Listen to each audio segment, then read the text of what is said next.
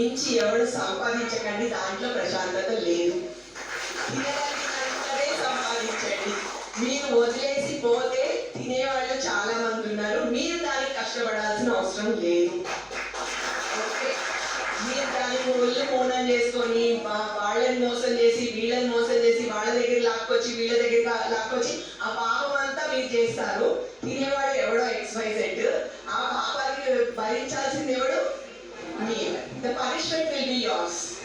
So please don't do that.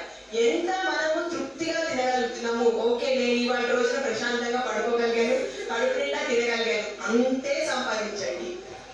ఎందుకంటే రాబోయే రోజుల్లో కనీసం మన పిల్లలు మనల్ని అది కూడా చూడరు.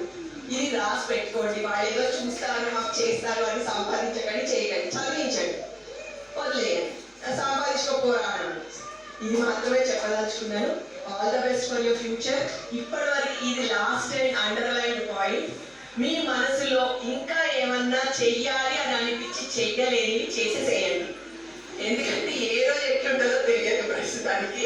ఈ రోజు ఉన్నాము అంటే సంతోషం, రేపు ఉంటామా అంటే ఏమో, నిన్న ఏంటి అంటే ఏమో అనుకునేటట్టు ఉండాలి, కానీ నిన్న నేను ఇంత బాధపడ్డాను అని మాత్రం గుర్తు చేసుకోకండి. సో ప్రతి జీవితంలో కొన్ని బ్యాడ్ టైమ్స్ ఉంటాయి, కొన్ని గుడ్ టైమ్స్ ఉంటాయి. బ్యాడ్ టైమ్స్ లో ధైర్యంగా నుంచోండి, గుడ్ టైమ్స్ ని ఎంజాయ్ చేయండి, ఇతరుల్ని బాధ పెట్టకండి. ఇది ఒక్కటే నేను చెప్పేసి థ్యాంక్ యూ.